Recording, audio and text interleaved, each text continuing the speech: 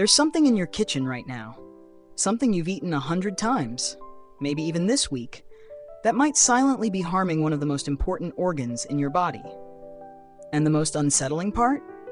You probably thought you were doing the right thing. Being careful, saving food, avoiding waste.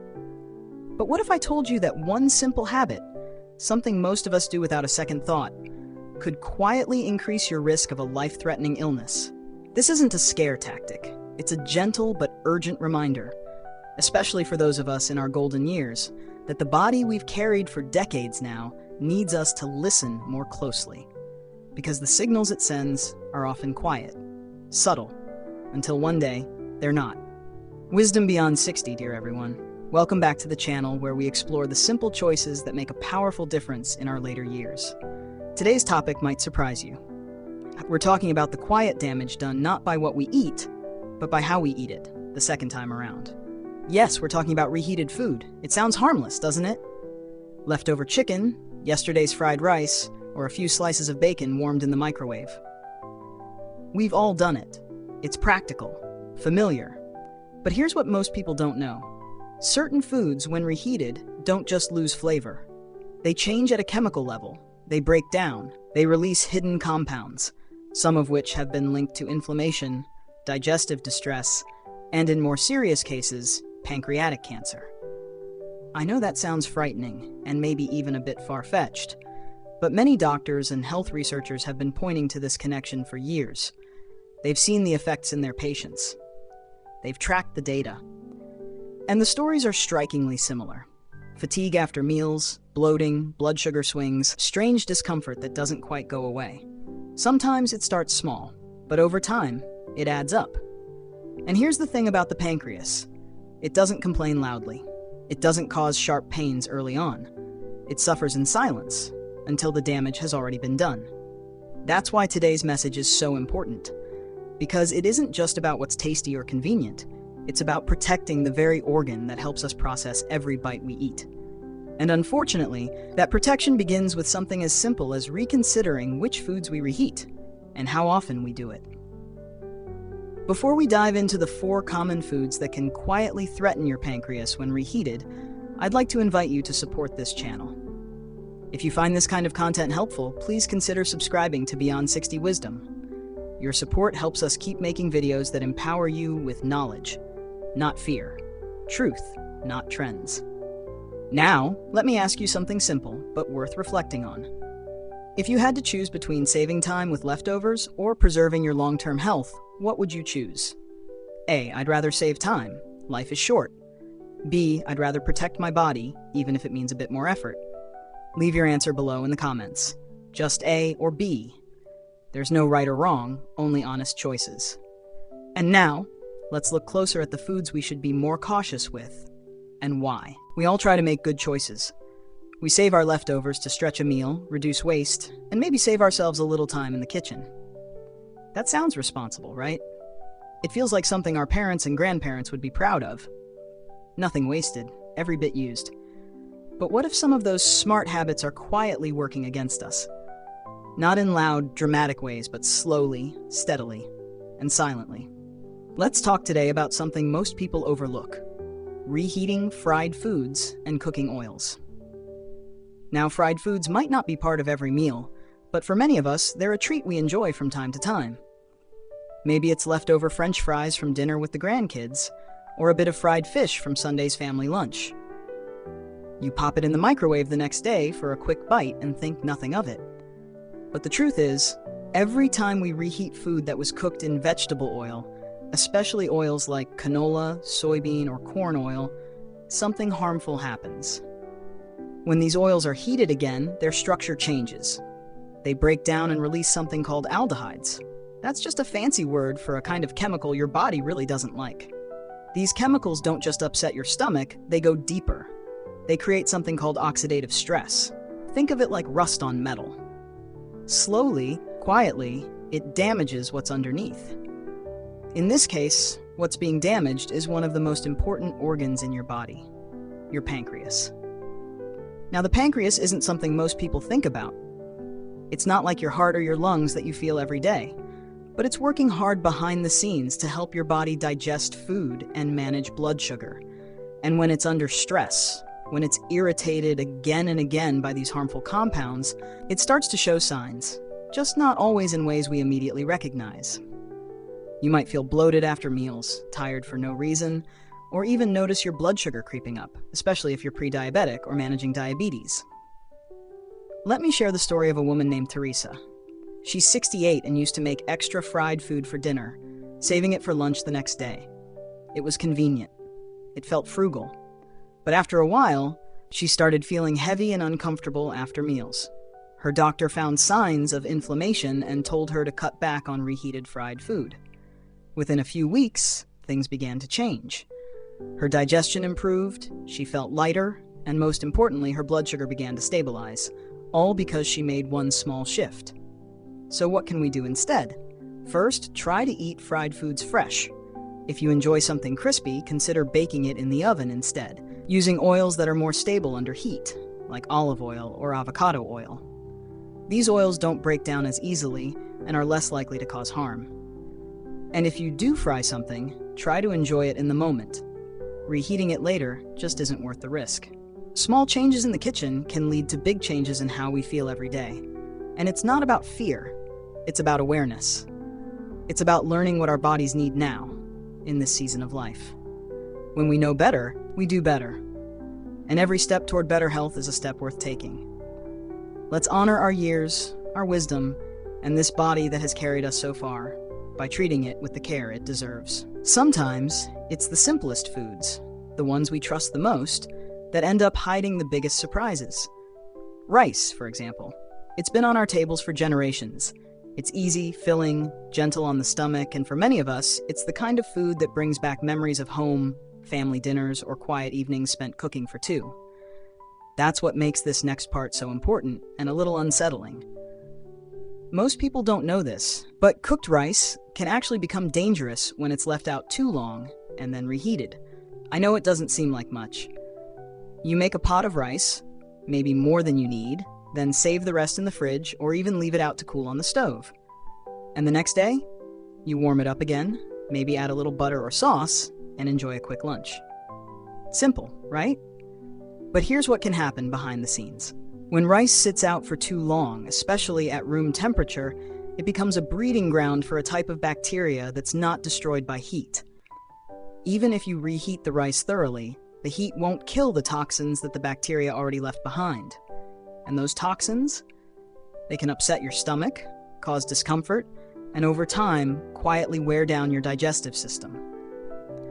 Now you might be thinking, but I've done this for years and I've been fine. That's what most people think, until their body starts to send signals that something's off. You might feel more bloated than usual. Meals don't sit as well, or you start noticing fatigue after eating. These signs are easy to ignore, but they can be your body's quiet way of asking for help. One man I knew, Harold, was a widower who cooked most of his meals alone. He loved making fried rice, eggs, vegetables, soy sauce, sometimes a bit of leftover meat, and it was delicious. But instead of cooking fresh every time, he made a big batch and kept it in the fridge for days, reheating it when needed. Eventually, he began having digestive problems that wouldn't go away. His doctor couldn't find anything serious at first, until one conversation led them to realize what was happening in Harold's kitchen. Once he changed his habit, making smaller, fresher portions, his symptoms started to ease. You see, the pancreas, just like the heart or liver, doesn't bounce back easily once it's stressed. And it doesn't send dramatic warning signs. It whispers through bloating, fatigue, and discomfort. By the time there's real damage, it can be hard to undo. That's why something as simple as reheating rice, especially if it's been sitting out or kept too long, matters more than we think. So what's the solution? It's simple, really. Cook smaller portions of rice. If you do have leftovers, cool them down quickly and store them in the fridge right away. And when you reheat, only do it once and eat it that same day. These little steps take only minutes, but they can protect your health in big ways. At this point in life, we don't need more stress on our bodies. We deserve peace, ease, and meals that nourish, not harm. And often, caring for ourselves begins in the quiet corners of our home, in the kitchen, at the stove, with the everyday choices we make. This isn't about fear, it's about being wise, and I know you've earned that wisdom. Chicken is one of those foods we've trusted all our lives. It's comforting, it's filling, and it's familiar. Whether it's baked, roasted, or simmered into a soup, chicken has a way of bringing warmth to a meal. And when there are leftovers, most of us feel good about saving them. After all, why waste good food? But there's something important you need to know, something most of us were never told. Reheating chicken, especially in the wrong way, may be quietly placing stress on your body that builds up over time. The problem doesn't come from the chicken itself, but from what happens to it when it's cooked, cooled, and then cooked again. You see, when chicken is first prepared, the proteins inside it change shape. That's part of cooking.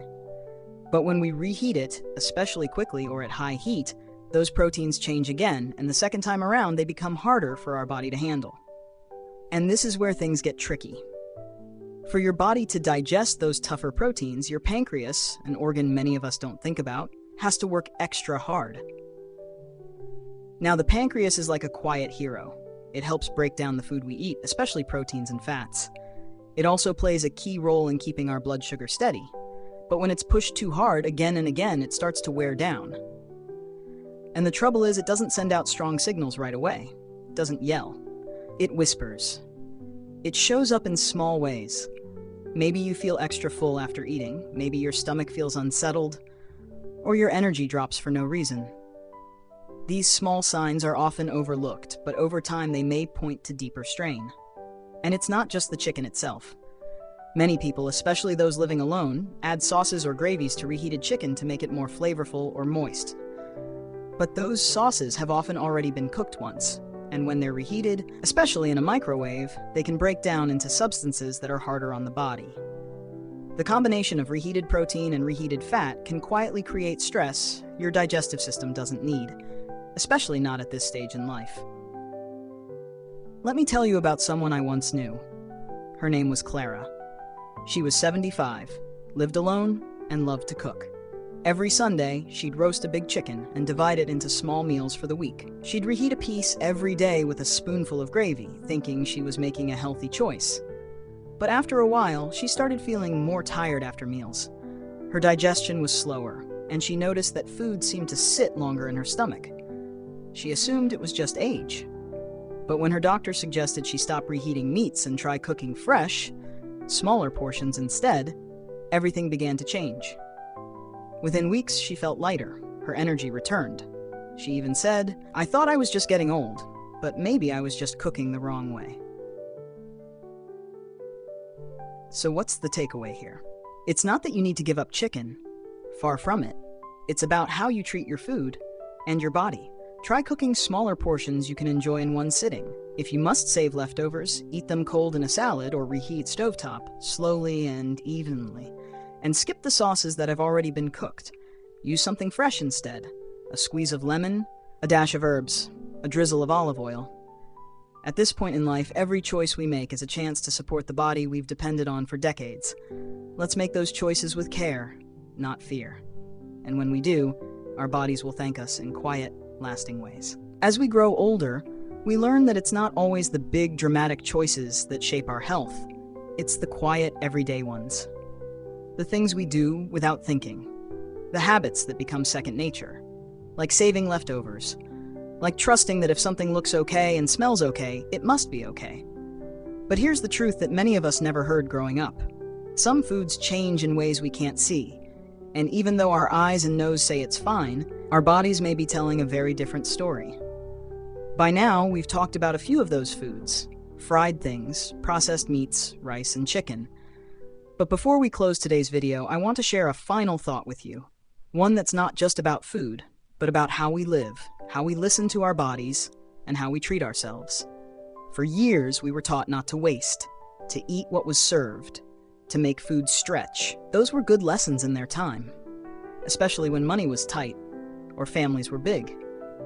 But today, with more knowledge and more years behind us, we also need to know when it's time to update those lessons. Because our bodies now need something different than they did when we were 30 or 40. They ask for more care, more gentleness, more awareness. Our pancreas, for example, is a quiet, hard-working organ. Most people don't even think about it. It doesn't make noise when it's upset. It doesn't ache the way a knee or back does. But it matters deeply because it helps us process sugar, fat, and protein.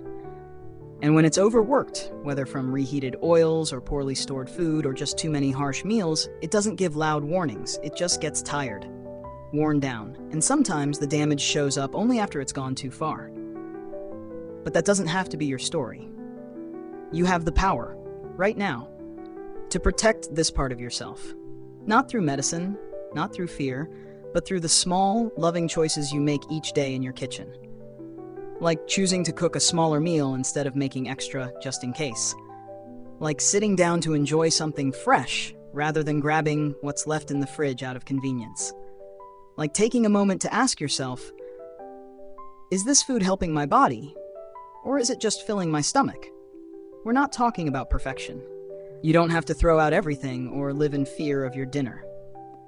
What we're talking about is wisdom, the kind that comes after 60, the kind that says, I've learned what matters, and I want to feel good, truly good, for as long as I can.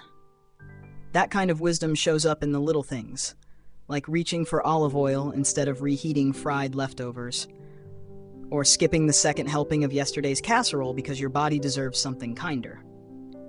So today, I encourage you to listen, not just to me, but to yourself.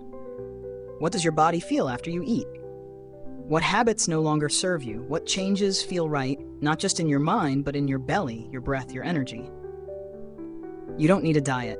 You don't need a plan. You need presence, attention, a little more slowness at the stove, and a lot more care for this incredible body that's carried you through the decades. You've earned the right to feel well. Let that guide your next meal, and everyone after that. If you found this video helpful, meaningful, or simply gave you something to think about, I'd be so grateful if you'd take a moment to subscribe to Beyond 60 Wisdom. This little corner of the internet was created for people like you, those who have lived, learned, and are still open to growing. And your presence here means more than you know. If anything in today's video reminded you of your own habits, or sparked a question in your heart, please share your thoughts in the comments. I read them all. Your stories, your insights, even just a short thank you, truly lift my spirit and help shape future videos that matter. This isn't just a channel. It's a place where we can sit down, reflect together, and learn how to care for ourselves with more kindness and awareness. So if you'd like to keep joining me on this journey, day by day, topic by topic, hit that subscribe button and turn on the bell. That way, you won't miss the conversations that matter most. From the bottom of my heart, thank you for spending your time here. Thank you for listening. Thank you for caring about your health, your future, and your well-being. I look forward to seeing you in the next video, right here at Beyond 60 Wisdom.